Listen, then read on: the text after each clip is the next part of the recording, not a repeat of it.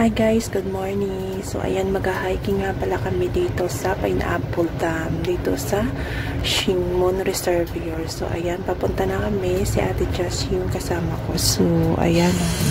So ang daming nag-hiking dito guys. Perfect ito sa mga family bonding kasi ano lang siya, easy lang at saka short hiking trail. So ayan. So ayan o, ang daming tao dito guys. So ayan, may mga bata. So ayan, nag-ano sila ng tubig, naglalaro. So ito naman guys, nakakaano-attract yung ano nila, yung tree nila. At nandito naman tayo sa sapa. So ayan, napakaganda nung sapa nila. Napakalinis ng tubig. Pero bawal siya guys, paliguan. So ayan, kasi diretso ito guys sa dam nila. So yun yung pinagkukunan nila ng pangunahing tubig sa papunta sa mga bahay. So ayan, hanggang video lang tayo. So ito guys, marami din ditong mga unggoy or monkey. Kaya ingat-ingat kayo. Huwag kayong pagpupunta kayo dito guys, huwag kayong magbibit-bit ng mga plastic kasi aagawin nila yan guys. At huwag nyo silang lalapitan din kasi nananakit po sila. So ayan o, tingnan nyo. Matatapang yan ang mga yan guys. Kaya dapat yung mga food nyo nasa loob talaga ng bag. Kaya wag nyo silang lalapitan. Ayan. O, tingnan nyo, ang dami nila yan guys. Sobrang dami nila, as in, papunta talaga sila hanggang dulo.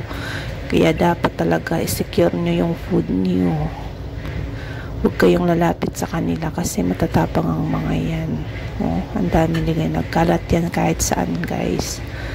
Ayan, dito yan sa Shingmon, dito sa Chunwan. So ayan, madali lang puntahan to guys. Ayan, hindi naman sila nang basta huwag nilang galawin. So, ito guys, yung lake nila. O, yan.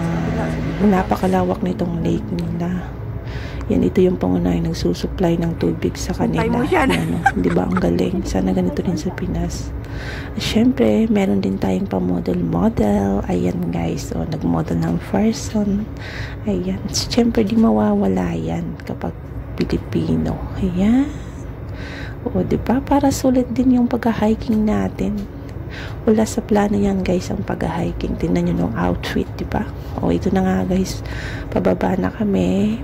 Panay-reklamo na yung kasama ko kasi daw sobrang init. Ayan, nagpayong na nga siya. Masisira daw yung ano niya guys, rib tube niya. Kaya ayan, nagpayong talaga. O diba? Panay-reklamo yan pero panay-hiking pa rin siya guys. Ganyan talaga.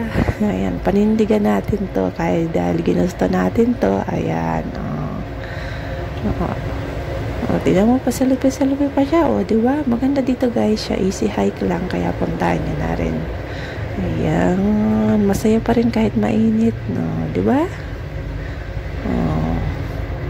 So, ayan. Nakikita nyo ba yan guys? O, napakalawak talaga niya. Ang ganda talaga ng Hong Kong. Punong-puno ng punong kahoy. So, sagana ganito din sa atin guys. No? Ayan. So, dumaan kami ulit dito. Yan guys, yun lang. Thank you for watching. Have a good day. Bye!